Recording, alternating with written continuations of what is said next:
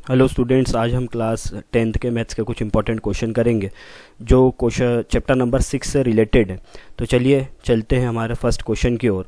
इसमें दे रखा है in figure 6.31 O A multiply O B equal to O C multiply O D. Show that, हमें बताना है इसके अंदर कि एंगल ए जो है सी के बराबर है और एंगल बी जो है डी के बराबर होना चाहिए। इसके बाद हमें इसमें करना क्या है, सबसे पहले हम इन दो ट्राइंगलों के नाम लिख देंगे कि जो ट्राइंगल हमें इस डायग्राम में दे रखे हैं, इस डायग्राम में दे रखे हैं।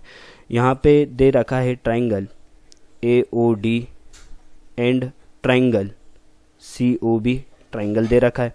इसके बाद हमें जो क्वेश्चन में गिवन है वो चीज़ लिख देंगे, O A multiply O B equal to O C multiply O D. इसके बाद हम क्या करेंगे, इंटरचेंज करेंगे कुछ वैल्यू को। जैसे ओ सी इधर मल्टीप्लाई में है, उधर जाके क्या हो जाएगी, डिवाइड की, और ओ डी इधर ही रहेगा। ओ भी इधर मल्टीप्लाई में, उधर जाके ये डिवाइड का हो जाएगा। ओ ए को डिवाइड करेंगे ओ सी से तो कुछ रेशो आएगा, वो बराबर रहेगा ओ डी और ओ बी के रेशो से।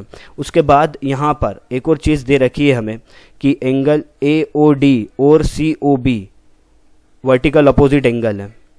तो हम इसके अंदर यहाँ पर हम लिख देंगे कि एंगल ए ओ डी जो है वो बराबर है किसके, एंगल सी ओ बी के बाय वी ओ ए। वी ओ ए तो आपको मालूम ही होगा कि वर्टिकल अपोजिट एंगल होता है। इसके बाद हम यहाँ लिखेंगे बाय दो साइड के रेशो बराबर हैं, तो इसलिए हम लिखेंगे साइड और एक एंगल बराबर है, तो side angle side similarity rule. Triangle A O D जो है वो सिमिलर हो जाएगा ट्राइंगल सी ओ बी के। अब जब ट्राइंगल सिमिलर हो जाएगा तो इसके जो एंगल हैं वो भी बराबर हो जाएंगे। तो यहाँ लिखेंगे सो एंगल ए बराबर हो जाएगा एंगल सी के और एंगल बी बराबर हो जाएगा एंगल डी के। आई होप आपको ये क्वेश्चन समझ में आ गया होगा। अब चलिए चलते हैं सेकंड क्वेश्चन की ओर।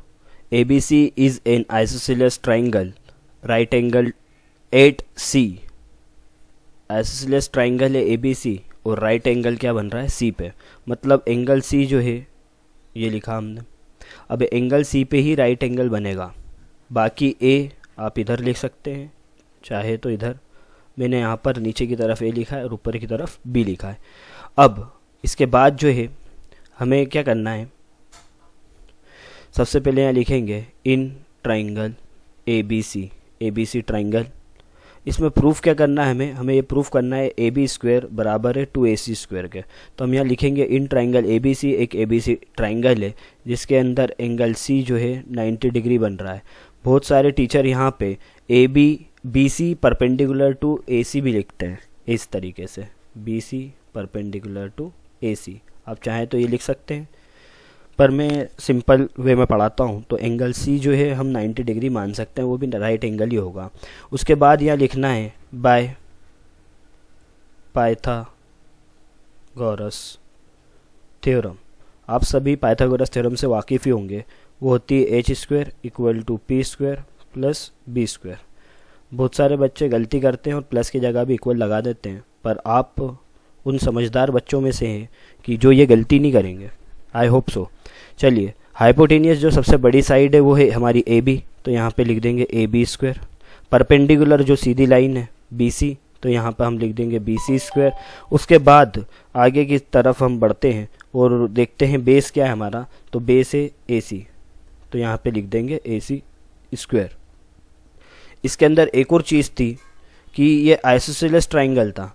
इसका मतलब है कि जो इसके बाद एक और लाइन आएगी यहाँ पे, मैं यहाँ पे लिख रहा हूँ उसको, कि जो ए सी है वो बराबर है बी सी के, क्योंकि ये आइसोसेलेस ट्राइंगल है, दो साइड बराबर रहेगी। परपेंडिकुलर और बेस बराबर हो सकते हैं, हाइपोटेनियस कभी बराबर नहीं रहेगी क्योंकि ये longest side of right angle triangle है। ऑब्जेक्टिव भी आ सकता है, इसको भी ध्यान में रखें। उसके बाद यहाँ पे लिखेंगे A B square as it is. हमें क्वेश्चन में दे रखा था टू ए सी, तो हम बी सी जो है ए सी के बराबर मान लेंगे।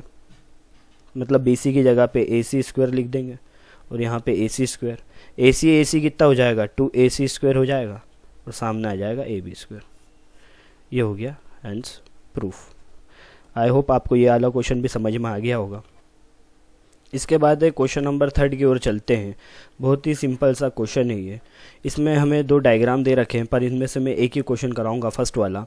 इसके अंदर एक ट्राइंगल दे रखा है ABC, तो यहाँ लिख देंगे इन ट्राइंगल ABC के अंदर DE लाइन जा रही है, ये आपको दिखाई दे रही होगी, ये D से लेके E और BC ये आपस में पैरेलल है। क्वेश्चन में हमें शो कर रखा है, दे रखा है, तो हम यहाँ पे ये लिखेंगे DE जो है पैरेलल है किसके, BE के। DE पैरेलल है किसके, BE के। तो यहाँ BE नहीं है, यहाँ BC है, यहाँ BC आएगा।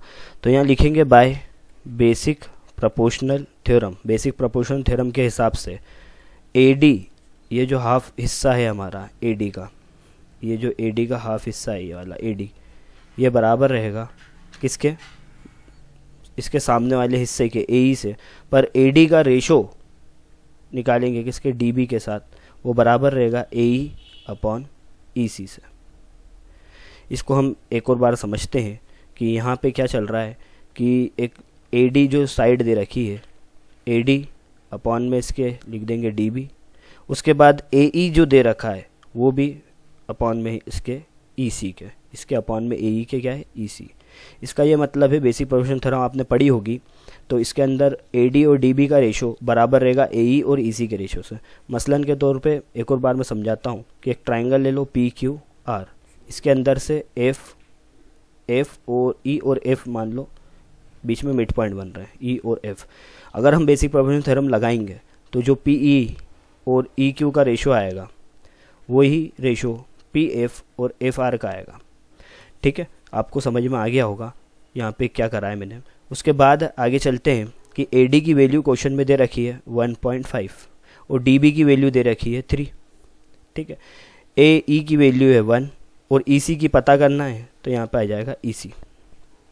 इसके बाद अब आगे जो है क्रॉस मल्टीप्लाई कर देंगे, EC इधर डिवाइड का, उधर जाके क्या हो जाएगा, मल्टीप्लाई का।